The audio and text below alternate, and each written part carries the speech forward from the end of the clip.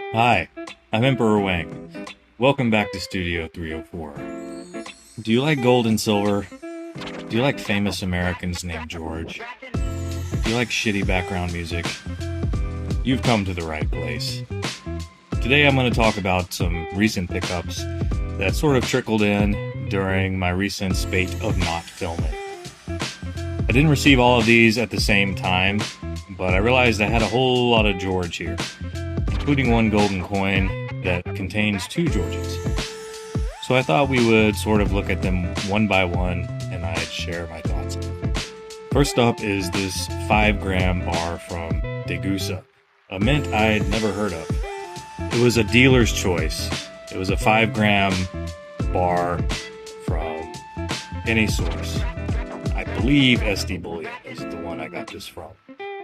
And once it showed up, I did a little research on the company. They are a mint in Europe, and they do not sell directly to the United States, which may explain why I've never seen these anywhere, really. But it's cool. Not a lot going on the reverse. But 5 grams of gold for close to spot. Can't complain there. Next up is this 1/4 ounce gold coin from the Royal Mint called the Two Georges, featuring George Washington and King George III. It's a limited mintage of 500, which may mean nothing, but I thought it might be of collector interest in the future. And the premium over the cost of the gold wasn't that bad, so it really wasn't that painful of a gamble to take. I looked back after I got this and they're sold out now on most dealer sites that I saw. So these are mostly on the secondhand market now. I think the engraving is really beautiful, and I don't know if my camera is doing it justice. On the obverse is, of course, Chucky. Next I have 2 George Washington silver coins. These are from Scottsdale Mint's The Commander Series, which as far as I know is exclusively available through SD Bullion. This one was on sale, and due to the recent dip in silver spot price, I thought it was a perfect time to get what would otherwise be high premium collectible type pieces. And I'd had my eye on this one for a while. And seeing that this dealer's price dipped closer to spot, I thought it was the perfect time to pick it up. I have one other piece from the Commander Series. I believe it's a 1/10 gold patent. Other parts of this series are really appealing to me, especially the Charlemagne, which if I ever find a similar deal on the Charlemagne, I'll surely get it. These are denominated in Samoa. And if you're a super fan of this channel, you'll know that I've often praised the background on these coins as sort of a pizza dough or cookie dough like texture. It's very subtle. But you see the slight little dimpling there. It's almost not noticeable at first glance in the field, but it makes a huge difference. And on this channel, I've complained about other bullion coins from other mints where the background is just flat.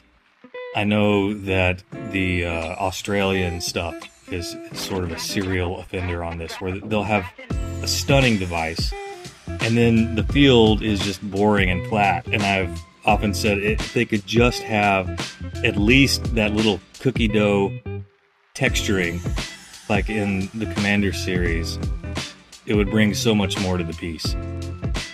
Huge fan of that. We love subtle texturing on this channel. And because I was such a huge fan of the regular version of this coin, I went ahead and got the gilded version. Now that is real gold accents, but it's gold plating, which means it is a negligible amount of gold. It adds nothing to the intrinsic value. I don't know if this is the method they used, but today they have something called PVC plating, which is basically airbrushing gold particles onto a surface. I know I have at least one watch with PVC plated gold.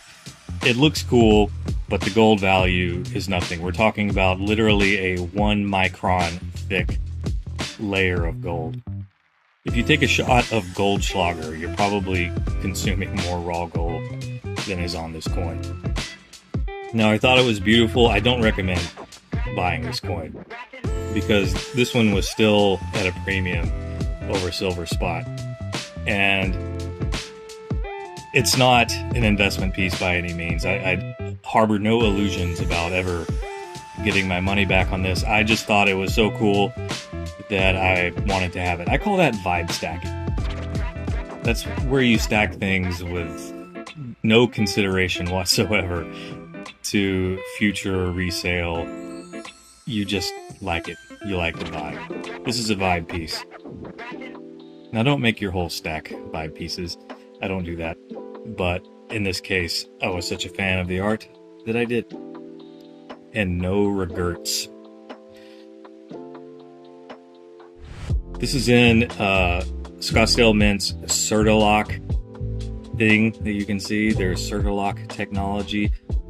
I have a gold bar from them that is also in Certilock.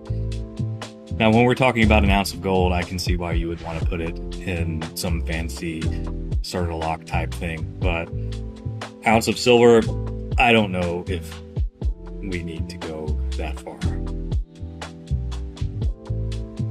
Well, that's all. Quick video this time on some recent pickups. As always, take care and cheerio.